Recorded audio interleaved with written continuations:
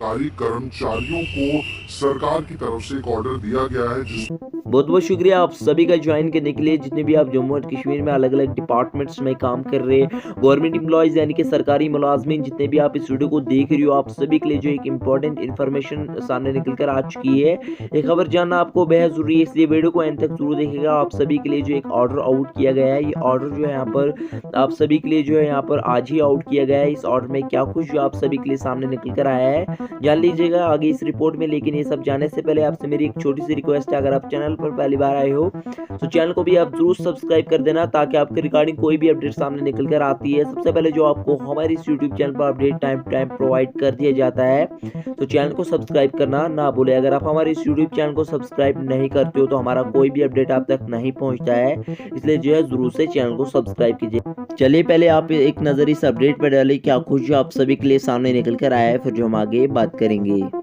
दर्शकों, इस समय सरकारी कर्मचारियों के लिए बहुत ही ज्यादा इम्पोर्टेंट इंफॉर्मेशन जो है वो हम आप लेकर आए हैं। आपको बता दें कि सरकारी कर्मचारियों को सरकार की तरफ से एक ऑर्डर दिया गया है जिसमें 31 जनवरी तक अपनी संपत्ति रिटर्न जो है उसको आपको फाइल करना होगा। यानी कि 31 जनवरी तक आपको अपने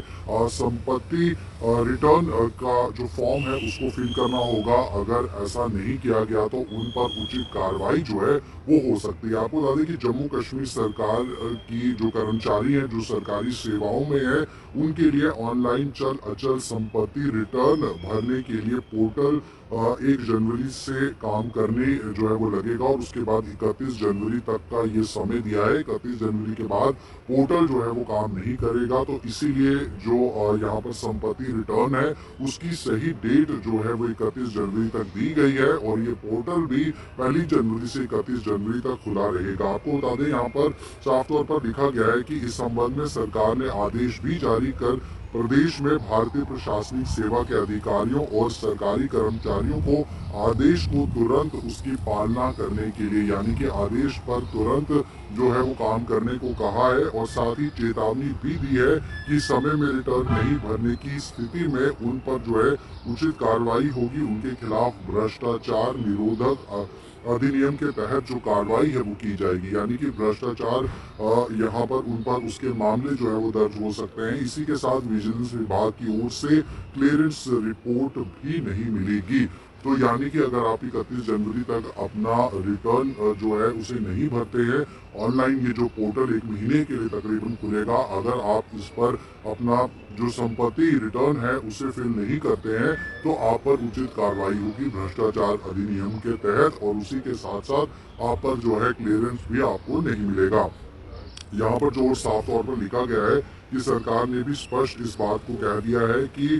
यहाँ पर प्रॉपर्टी रिटर्न सिस्टम पोर्टल के लिए पंजीकरण नहीं करवाने वाले कर्मचारी पर भी तुरंत जो है अपना पंजीकरण करवा लेना चाहिए और सभी सरकारी विभागों के जो अधिकारियों को भी हिदायत दी गई है कि सुनिश्चित इस चीज को कर लें कि सभी कर्मचारी न सिर्फ पोर्टल पर बल्कि अपना पंजीकरण भी करवाएं। अपुति 31 जनवरी तक का जो समय है वो दिया गया है ऑनलाइन रिटर्न भरकर अपनी और परिवार के सदस्यों की चल अचल संपत्ति के बारे में जानकारी दें और ये पूरी जानकारी आपको 31 जनवरी तक जो है वो देनी होगी, क्योंकि जो सिस्टम है जो प्रॉपर्टी रिटर्न सिस्टम पोर्टल है वो उसके बाद काम करना बंद कर देगा और किसी भी तरह की कोई दलील उसके बाद सरकार नहीं सुनेगी। और जैसे कि हमने इस अपडेट में पहले ही कहा कि उन पर उचित कार्रवाई होगी भ्रष्टाचार के आरोप और विशेष तौर पर उस भ्रष्टाचार से जुड़े जो कानून है उसके चलते उन पर जो है घेराव हो सकता है सरकार द्वारा। तो इसीलिए अपनी जो संपत्ति रिटर्न आपको भरना है 1 जनवरी से 31 जनवरी तक का टाइम पीरियड जो है वो दिया गया है और ऑनलाइन पोर्टल ही एक्टिवेट जो है वो इतने डेट के भीतर रहेगा और उसके बाद वो पोर्टल एक्टिव नहीं होगा तो आप अपने जो डॉक्यूमेंट्स है वो सबमिट नहीं करा पाएंगे। तो सरकारी कर्मचारियों के लिए ये एक बड़ा संदेश है, बहुत महत्वपूर्ण जानकारी है और हम